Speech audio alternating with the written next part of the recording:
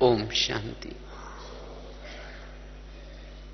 बहुत सुंदर विषय है, क्रोध का लक्षण, कारण एवं निवारण। जो बाबा ने अब शिवरात्रि में कहा कि जैसे अगर शिव जी को प्रसन्न करना है तो दुनिया में क्या करते हैं, अक के फूल चढ़ाते हैं।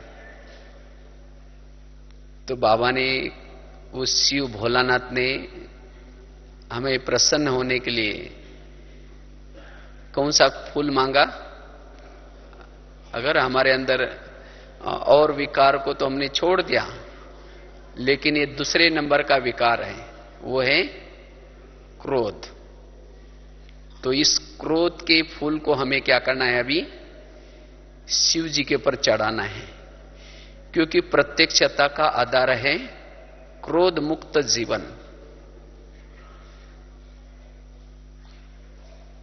तो इस क्रोध को के पर हम जीत कैसे प्राप्त करें, और ये बाबा ने क्यों कहा है? क्योंकि जो क्रोध करता है, क्रोध मतलब जरूरी नहीं कि केवल मुख से क्रोध करना, लेकिन संकल्प से, व्यवहार से, वाइब्रेशन से, उससे भी क्रोध होता है। अगर ऐसा हम क्रोध करेंगे तो ऐसी आत्मा योगी नहीं बन पाती, क्योंकि योगी बनने के लिए मन की एकाग्रता बड़ी जरूरी है।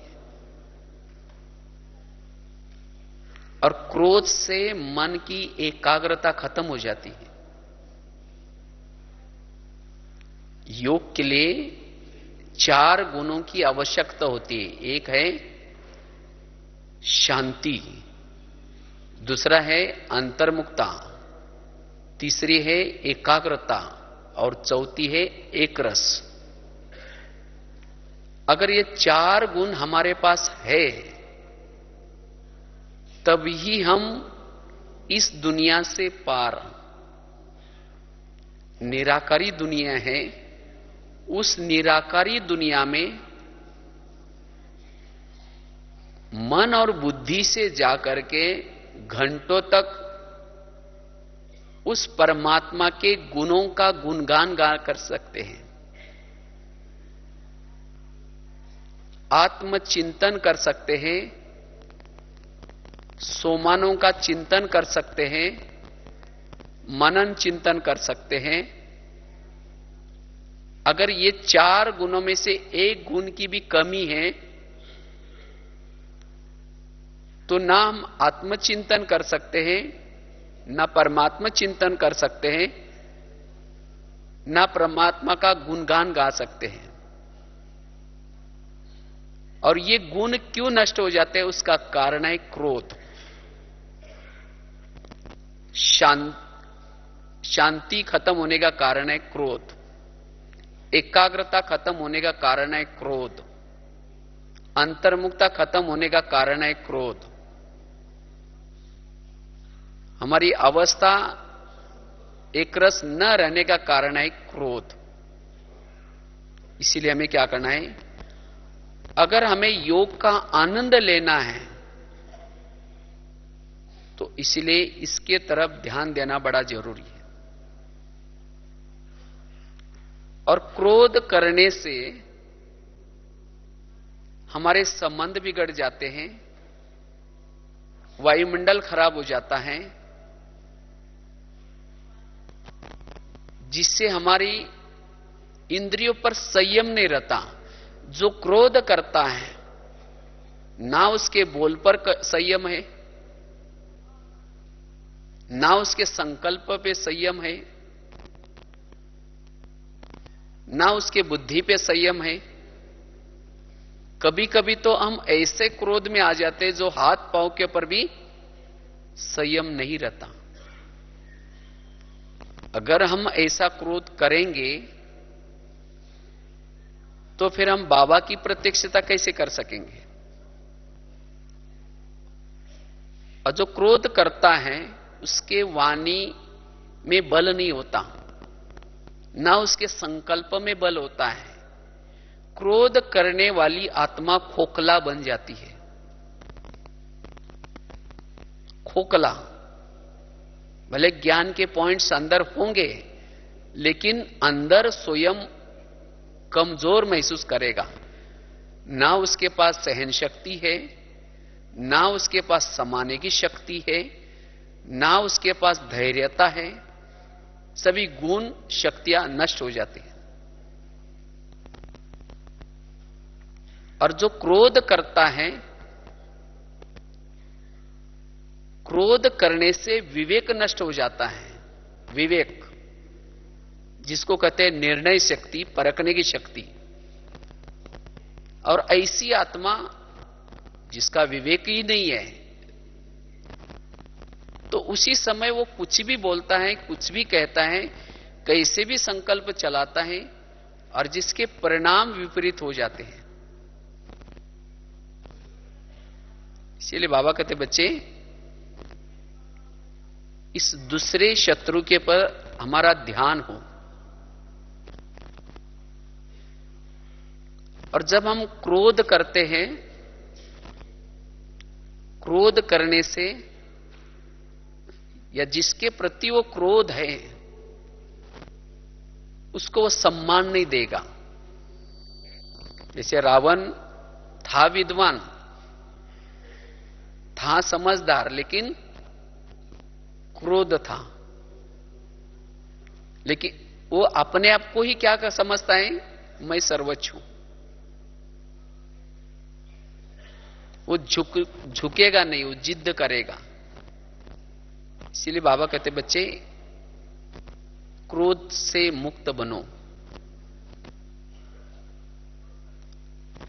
और जो क्रोध करता है, क्रोध करने से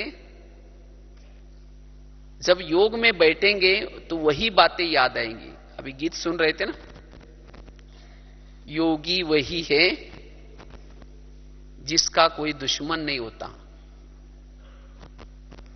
अगर जिसके प्रति आपका क्रोध है, तो आंतरिक रूप से उसका योग उससे लगा हुआ है। योगी का ना मित्र होता है, ना शत्रु होता है। अगर जिसके प्रति आपका क्रोध है, तो आंतरिक रूप से वही याद आए। वो क्या कर रहा है, वो किससे बात कर रहा है, वो कहीं मेरी बातें तो नहीं सुना रहा है। मना उसको शंकाएं, कुशंकाएं, अनेक संकल्प विकल्प, और जिसके कारण जब योग में बैठेगा, भले योग की विधि पता है, योग की विधि पता होने के बावजूद भी शुरू तो करेगा, मैं आत्मा हूं, मैं शांत स्वरूप हूं। फिर कहेंगे उसने मुझे क्यों बोला। वो आखिर अपने को क्या समझता है। फिर कहेंगे छोड़ो, कोई बात नहीं, मैं आत्मा हूं, मैं शांत स्वरूप हूं। फिर कहेंगे मेरे को ही क्यों बोला हो। तो वही बातें उसको आत्मचिंतन, परमात्मा चिंतन करने नहीं दे रहे। तो योग में भी वो कनेक्शन बाबा से नहीं जोड़ पाएगा। इसीलिए बाबा कहते बच्चे क्या करो, क्रोध से मुक्त रहो, अन्यथा निरंतर जो बाबा के साथ कनेक्शन जुटना चाहिए वो नहीं जुटेगा। वो शांति का अनुभव नहीं होगा। जो सोमान आपने सवेरे लिया है, उस सोमानों का चिंतन नहीं कर पाएंगे। उसके बुद्धि में क्या क्यों की लाइन लगेगी।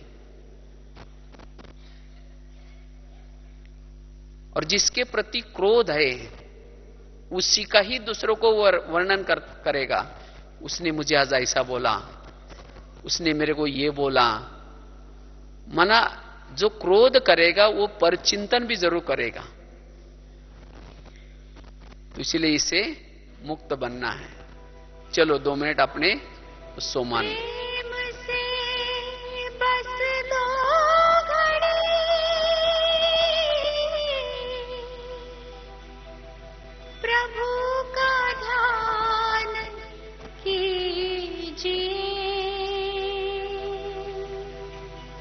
इस तरह से बाबा ने खास में अगर अनुभव की अथॉरिटी बनना है, निरंतर योगी बनना है, निराकारी स्थिति का अनुभव करना है, तो इस क्रोध के तरफ बाबा ने कहा कि अटेंशन दो।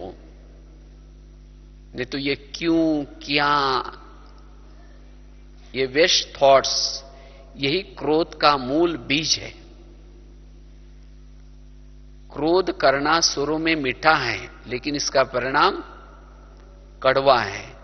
सहन करना, झुक जाना ऊपर से कड़वा है, लेकिन इसका परिणाम बड़ा मीठा है।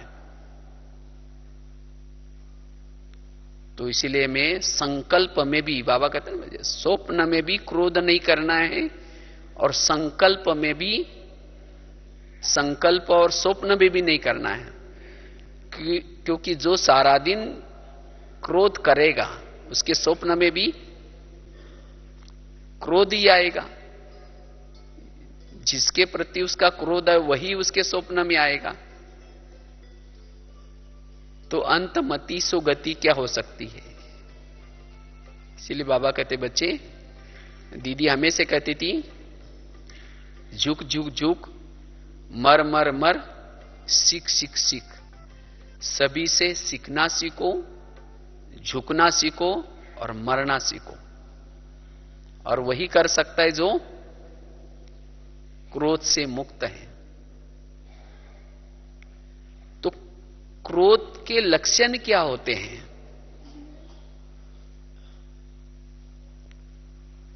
क्रोध कैसा पता चलेगा कि मेरे अंदर क्रोध है या नहीं है? क्रोध की क्या क्या लक्षण है? अगर आप किसी को गाली देते हैं, किसी को गाली देते हैं, तो यह भी क्रोध का लक्षण है। किसी को गाली देना एक क्रोध का लक्षण है। किसी को अपशब्द बोलना, जैसे कल भी बाबा ने की साकार मूल्य में था ना, किसी को पागल कहना, यह भी क्रोध है। क्योंकि योगी के अंदर के बोल ऐसे नहीं होते हैं। या किसी की शिकायत बड़ों को करना, अब उसकी शिकायत क्यों कर रहे हैं? इसका मतलब उसके अंदर, उसके बारे में आपको क्रोध है। इसीलिए वो क्रोध आप शिकायत के रूप में दूसरों को सुना करके बड़ों की भावना उस व्यक्ति के प्रति खराब कर रहे हैं। यह भी क्रोध है। किसी की ग्लानि करना, अगर आप किसी की ग्लानि करते, ये भी उस व्यक्ति के बारे में अंदर आपके अंदर क्रोध भरा हुआ है, तब तो ग्लानि कर रहे हैं। किसी की महिमा को न सुनना, अगर कोई व्यक्ति आकर के किसी के बारे में महिमा कर रहा है, वो व्यक्ति बड़ा अच्छा है, वो बहन बड़ी अच्छी है, लेकिन जिसकी महिमा आप सुन रहे हैं, अगर उसके साथ आपकी बनती नहीं,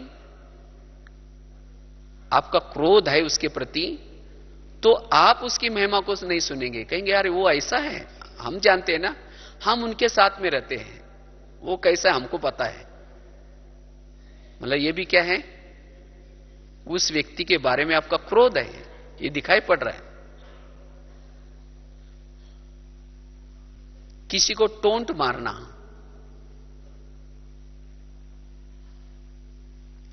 किसी का कुछ घाटा हो गया तो उसके ऊपर हंसना, दो चार जन मिल करके, देखा इसका अच्छा हो गया, इसको निकाल दिया या इसको कुछ बुरा हुआ, तो ये भी उसके प्रति आपका क्या है? क्रोध है। तब तक उसके ऊपर हंस रहे। किसी को समय पर सहयोग न देना, अगर आप किसी के सहयोगी नहीं बनते, इसका मतलब उस व्यक्ति के बारे में आपके अंदर क्या भरा हुआ है? क्रोध भरा हुआ है, इसीलिए तो सहयोग नहीं दे रहे। कोई चीज को आप जोर जोर से फेंकना, तोड़ देना, ये भी क्या है? क्रोध है। किसी को मारना, ये भी क्रोध है। किसी से बात न करना, उसे मौन में रहेंगे, उसे बात नहीं करेंगे, इसका मतलब अंदर से क्रोध है। किसी से किनारा करना, अगर किसी व्यक्ति से आप किनारा करते हैं, इसका मतलब उस व्यक्ति के बारे में आपके अंदर क्या है? क्रोध है। अगर आपका कोई प्यारा सामने से आता है तो उसके नजदीक जाएंगे, गले मिलेंगे, लेकिन जिसके प्रति क्रोध है वो आते ही किनारा करके जाएंगे, उसे ओम शांति भी करेंगे, ऊपर चेहरा नहीं देखेंगे, ओम शांति करके जाएंगे। इसका मतलब अंदर उसके प्रति क्रोध भरा हुआ है। किसी के प्रति अशुभ भावना रखना,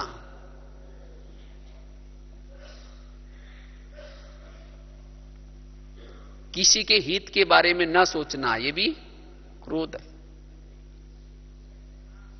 तो यह है क्रोध की लक्षण।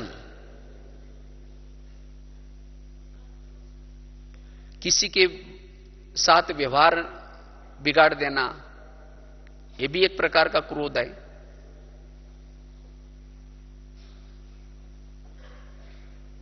जैसे कहा कि किसी को सम्मान न देना, किसी की महिमा न सुनना, यह भी क्रोध है।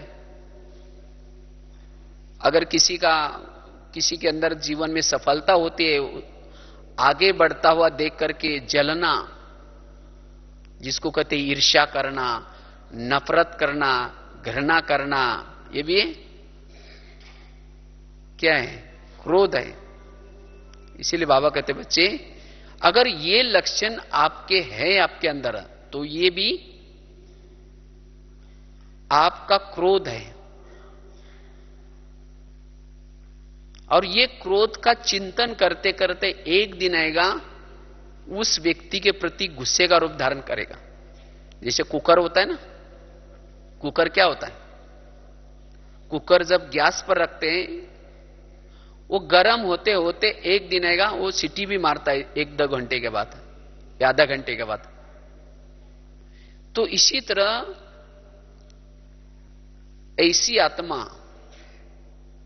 किसी के व्यवहार को देख करके, बातों को देख करके अंदर से वो गर्म होती है, और गर्म होते होते एक दिन आएगा, फिर सीटी भी मार देगी, कहेगी तुम्हारा 1 साल से देखा, अब मेरे से सहन नहीं होता, मना सीटी मार दी। और उसको गिनाएगी भी, देखो तुमने उसी दिन भी किया, फिर भी मैं चुप बैठा, उसी दिन भी किया, फिर भी चुप बैठा, उसी दिन भी ऐसा किया, फिर भी चुप बैठा, आज मेरे से सहन नहीं होता, मना बांध टूट गया। और जब बांध टूट गया, उसके बोल क्या निकलेंगे, संकल्प क्या चलेंगे। तो ऐसा अगर आपके साथ होता है कभी, तो क्या एकाग्र होकर के योग लगा सकते हैं? और वायुमंडल भी क्या हो जाएगा, फिर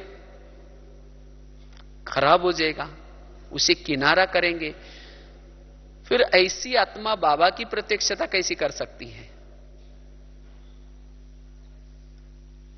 और ऐसा क्रोध करने से वाणी में बल नहीं आएगा। इसीलिए बाबा कहते बच्चे, ये लक्षण चेक करो और इसको क्या करो, चेंज करो। ऐसे तो लक्षण और भी बहुत सारे निकलेंगे, लेकिन ये कुछ लक्षण है कि क्रोध की। तो क्रोध का कारण क्या है, क्यों क्रोध आता है? अगर हमारी कोई बात नहीं मानता तो क्या होता है, क्रोध आता है। हमें बिना कारण कोई तंग करता है तो क्या होता है, क्रोध आता है। कहते बिना कारण, कोई कारण नहीं, फिर भी मुझे तंग करते, इसलिए मुझे गुस्सा आता है। मेरे कहने प्रमाण कोई चलता ही नहीं है, मेरी जिम्मेवारी है, पर मेरी जिम्मेवारी होने के बावजूद भी मेरा कहना नहीं मानते, तो इसीलिए मुझे क्या आता है, क्रोध आता है। मेरे को इन्होंने बहुत नुकसान पहुंचाया, इसीलिए मुझे क्रोध आता है। इन्होंने मेरी बड़ों के प्रति शिकायत करके क्या किया, मेरा नाम खराब किया, इसीलिए क्रोध आता है। इनको तो हमने समय पर सहयोग दिया, लेकिन इन्होंने मुझे समय पर धोखा दिया, इसीलिए मुझे क्रोध आया। ये क्रोध के कारण से। इन्होंने मेरा अपमान किया, ये मुझे सम्मान नहीं देते, इसके कारण मुझे क्रोध आता है। हम इतना सेवा करते, इतना सारा कुछ करते, लेकिन ये हमें नहीं पूछते, इसके कारण मुझे क्रोध आता है। ये मेरा दूसरों को जाकर के मेरी बुराई, दूसरों के सामने बुराई करते, इसीलिए क्रोध आता है। तो ये कुछ बहुत सारे कारण है। ये मेरे जीवन में समस्या के रूप में आता है। ये मुझे अपने बंधन में डालना चाहते हैं, इसीलिए क्रोध आता है। ये क्रोध के कारण है। लेकिन इसका निवारण क्या है? क्रोध का निवारण क्या है? ये कारण तो बहुत है, लेकिन इस कारण का हम निवारण कैसे करें? तो आज मुझे समय पर कोई सहयोग क्यों नहीं देता? आज मेरी बात कोई क्यों नहीं मानता? क्या कारण है? अगर मेरी कोई बात न माने तो भी मुझे क्रोध न आए, इसके लिए क्या करें? वास्तव में देखा जाए तो मेरी बात कोई क्यों नहीं मानता, उसका सूक्ष्म कारण है जिसकी अपनी खुद की इंद्रियां कहना नहीं मानती, बात नहीं मानते, उसका कोई कहना नहीं मानेगा। सिंपल सी बात है। इसलिए अगर मेरा कोई कहना नहीं मानता, इसका मतलब मेरी कर्मेंद्रिय मेरा कहना नहीं मानती। तो पहले मुझे पुरुषार्थ क्या करना पड़ेगा? मुझे अपने मन को, मुझे अपने हर कर्मेंद्रिय को अपने कहने प्रमाण चलाना पड़ेगा। तब मेरा सभी कहना मानेंगे। अनुशासन वही कर सकता है जिसका अपने खुद के पर शासन है। तो इसलिए अच्छा, कहना क्यों नहीं मानता? क्योंकि आपने भी कभी उसका कहना नहीं माना होगा। ये बाबा ने ड्रामा का ज्ञान, कर्मों का ज्ञान, हर आत्मा का पार्ट अपना अपना ये ज्ञान, ये क्यों बताया है? तो इसलिए हर आत्मा का पार्ट अपना अपना है। जैसे कोई नाटक होता है, नाटक में हर आत्मा को, हर एक्टर को स्क्रिप्ट मिलती है, और जैसा जिनको स्क्रिप्ट मिलती है, जो लिखत मिलती है, उस अनुसार वो एक्टिंग करते हैं। अब समझो किसी की शराबी की एक्टिंग चल रही और दूसरा कोई उसको कहे ये पार्ट तुम नहीं बजाना, ये एक्टिंग नहीं करना, वो कहेगा मुझे लिखत में डायरेक्टर ने ऐसा ऐसा दिया है, तो क्या वो कहना मानेगा? तो इसीलिए इस संसार में एक नाटक है, और इस नाटक में जिस एक्टर को जैसी एक्टिंग मिली है, जैसी स्क्रिप्ट मिले, सब अपना अपना पार्ट बजा रहे हैं। तो आपके कहने प्रमाण थोड़ी वो एक्टिंग को चेंज करेगा। इसीलिए बाबा कहते कि बच्चे, मालिक बनकर के किसी को बताओ, अगर नहीं मानता तो क्या करो, बालिक बन जाओ। नहीं तो हम क्या करते हैं, मालिक बन जाते हैं लेकिन बालक नहीं बनते, और इसके कारण क्रोध आता है। इसलिए इस ड्रामा को समझना बड़ा जरूरी है। अगर ये ड्रामा का सब कुछ ज्ञान होने के बावजूद, कर्मों का ज्ञान होने के बावजूद, फिर भी मुझे क्यों, कैसा, यह ऐसा क्यों हो रहा है, यह ऐसा क्यों करता है, ये अगर क्यों आता है, इसका मतलब ना मैंने ड्रामा को समझा, ना मैंने कर्मों को समझा। क्योंकि ड्रामा भी हमारी मां है, हमारी 4 मां है। हम 4 मां के बच्चे, एक है ब्रह्मा, दूसरे है मम्मा, तीसरी है लौकिक मां और चौथी है ड्रामा। कोई भी घटना हो जाते तो ड्रामा रूपी मां के गोद में सो जाओ, वो रुलाने से, संकल्प चलाने से आपको बचाएगी। तो इसलिए क्यों से अगर बचना है, ये ड्रामा का पाठ हमारा पका हो।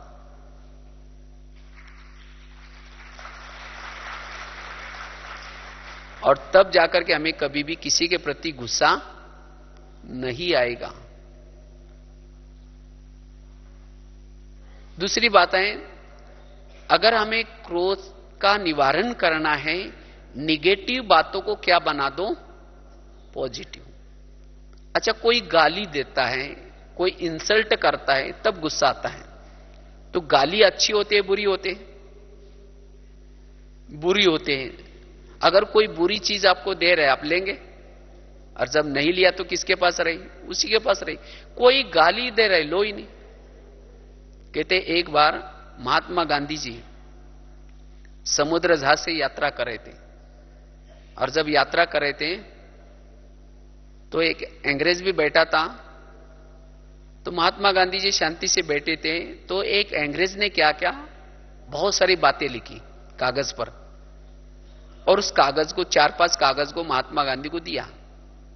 महात्मा गांधी ने उस कागज को पढ़ा और उसकी जो पिन निकाल करके धोती को लगाई और कागज वापस दिया, फिर शांति से बैठ गए। तो अंग्रेज हैरान हो गए, कहा कि ये बातें पढ़ा लेकिन उसकी कोई प्रतिक्रिया नहीं की, क्योंकि उस कागज के ऊपर बहुत सारी गालियां लिखी थी महात्मा गांधी के लिए।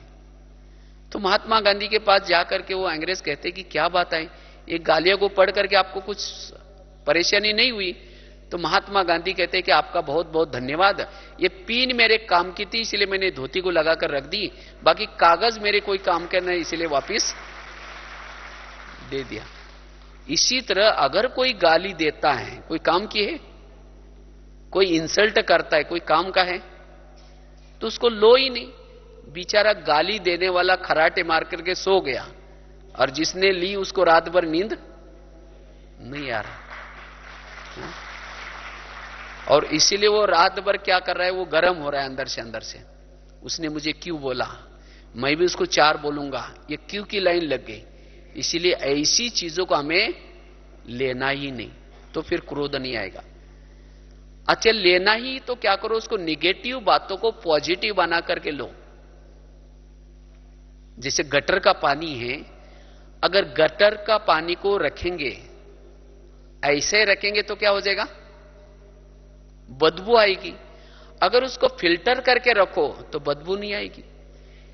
इसी तरह कोई भी निगेटिव बातों को क्या बना दो, पॉजिटिव बना करके आपके पास रखो, तो आपको गुस्सा नहीं आएगा।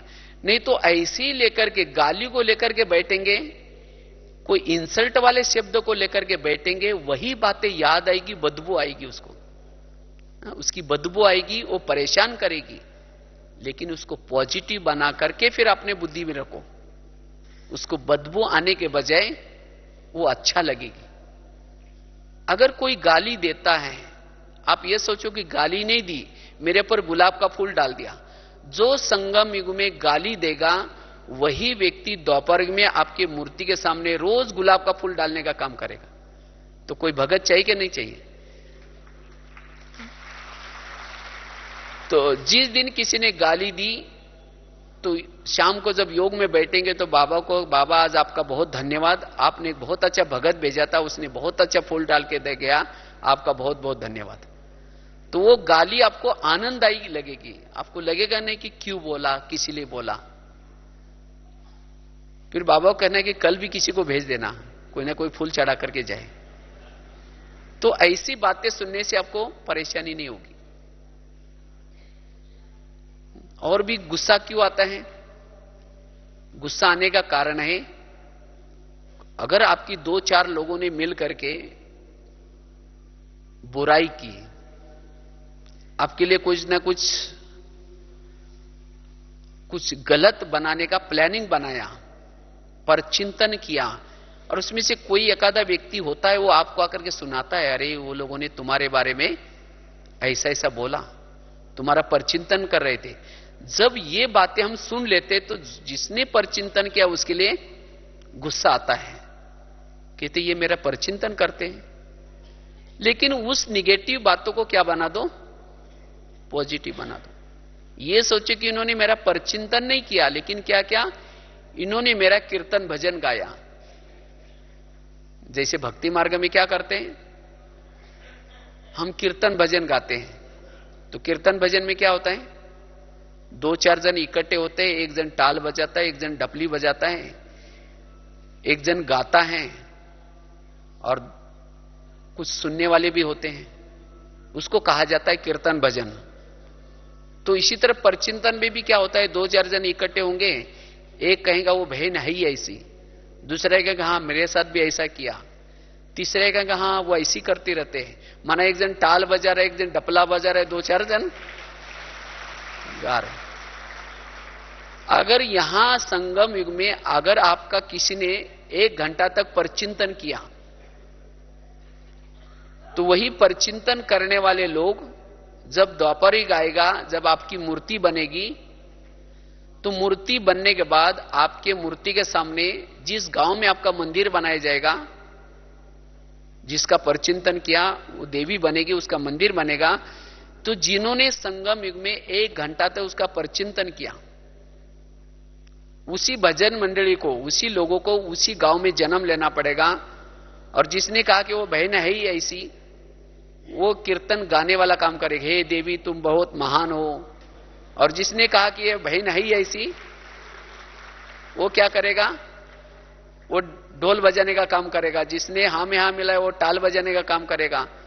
और जिन्होंने उन बातों को सुना वो क्या करेंगे, वो भजन सुनने वाले बनेंगे। तो अच्छी बात है ना।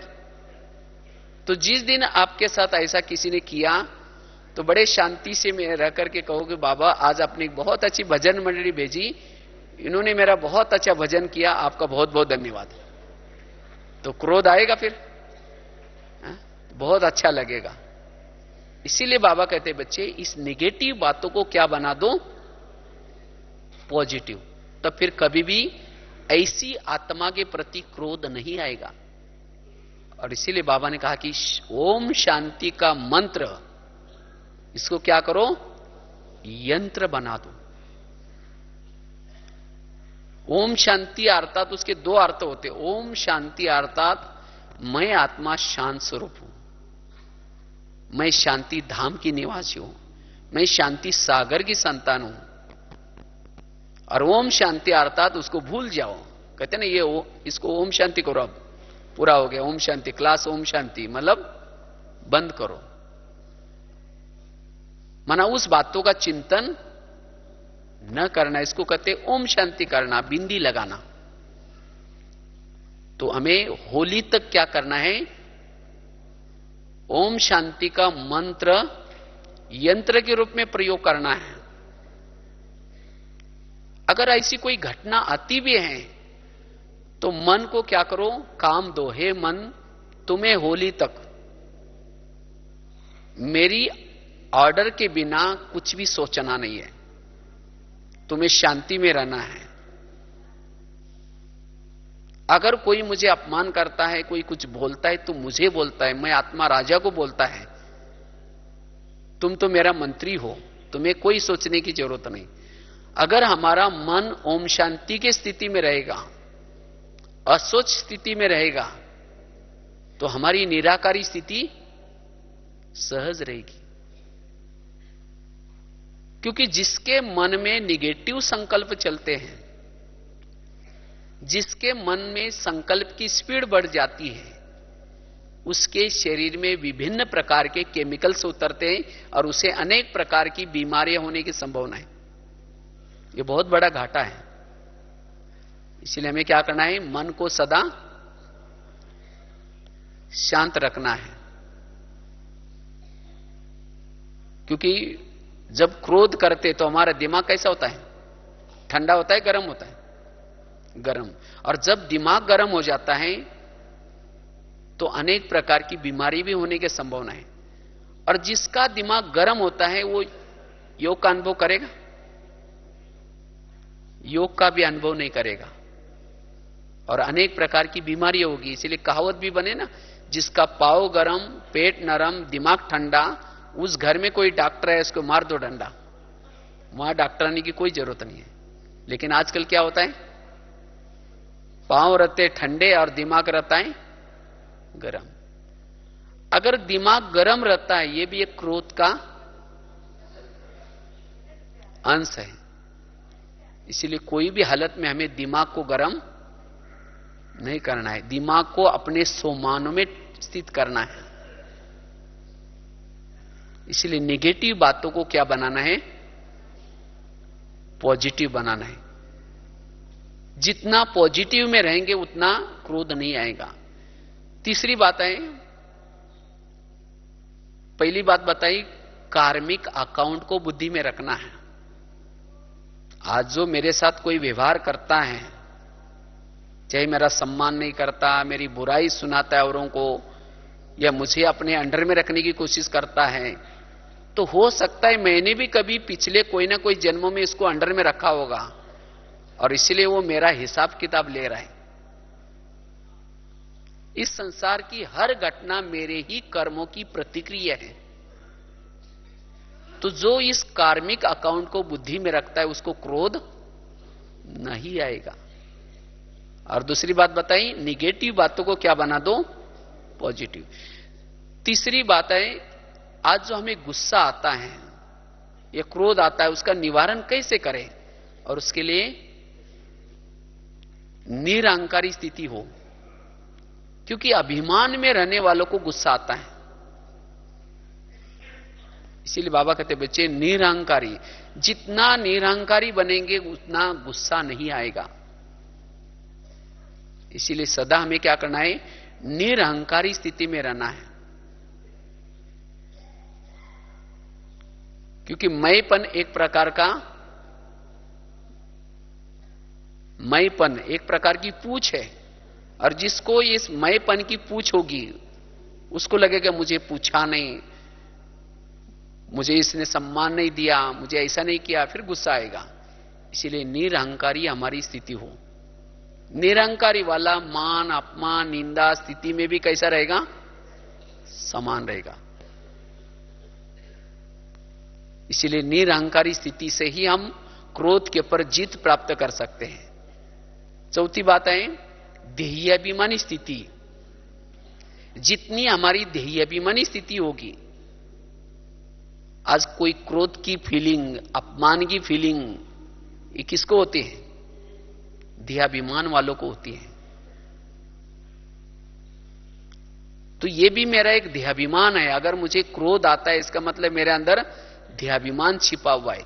इसलिए जितना ध्येयाभिमानी स्थिति में रहेंगे उतना वो आत्मा अपने शांत स्वरूप में स्थित रह सकती है,